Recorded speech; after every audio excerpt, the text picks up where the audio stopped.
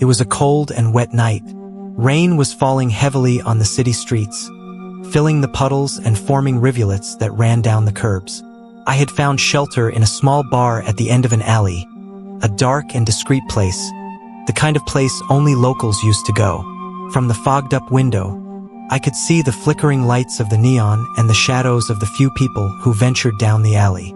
The place was almost empty, just a couple of drunks in the corner and a bartender busy cleaning glasses behind the bar. I've always liked that kind of atmosphere.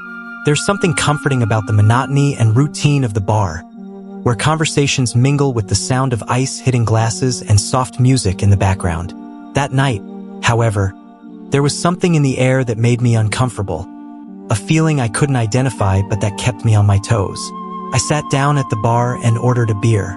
The bartender, a tall, thin man with a well-groomed beard and an easy smile, served it to me quickly.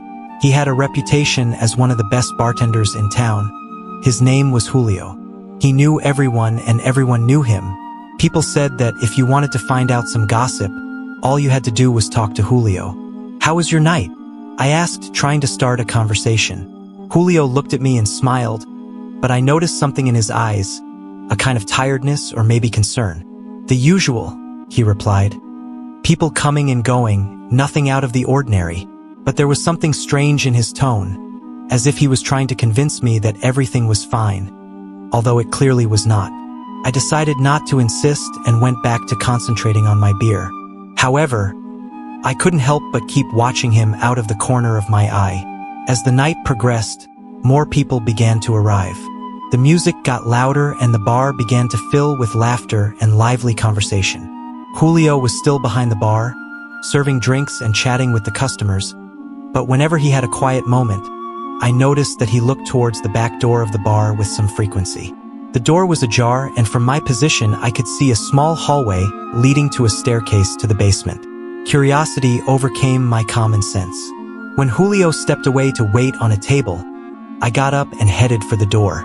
I pushed gently and looked down the hallway. There was nothing strange, just the typical storage area with boxes of bottles and empty kegs. However, there was a heavy feeling in the air, as if something wasn't right. "Can I help you with something?" Julio's voice made me jump. I turned quickly, trying not to look too suspicious. "Sorry, I was just looking for the bathroom," I lied. Julio stared at me for a moment before smiling again. "It's on the other side of the bar," he said, nodding his head. I walked away quickly, feeling his gaze on my back. Something was definitely not right, and my gut was telling me I had to find out what it was. A couple more hours passed and the bar began to empty. The rain outside had intensified and it looked like the storm had no intention of letting up anytime soon. I took advantage of Julio being busy clearing the tables to sneak out the back door again. This time, I made sure no one saw me and stepped into the hallway. The place was silent, except for the faint sound of music filtering in from the bar. I walked down the stairs carefully, trying to make as little noise as possible. When I reached the basement, the musty smell and cold hit me immediately. There were several stacked boxes and cleaning tools scattered on the floor. In the distance, in a dark corner, I saw a large old suitcase. Curiosity got the better of me and I approached it. When I opened it, horror hit me like a hammer. Inside the suitcase was a dismembered body. Panic paralyzed me for a moment, but then I quickly backed away, tripping over a box and falling to the floor. The noise alerted Julio, who appeared in the basement doorway with an expression of pure fury on his face. "What the hell do you think you're doing?" he shouted, rushing down the stairs. I tried to get up, but my legs didn't respond. Julio grabbed my arm and dragged me upstairs, pulling me to the floor again when we reached the bar. I tried to speak, to explain, but the words wouldn't come out. "You shouldn't have seen that," he said, his voice cold and calculating. "Now you'll have to pay the consequences." At that moment, the door of the bar burst open and several policemen rushed in, guns in hand. They had received an anonymous call reporting suspicious movements in the bar.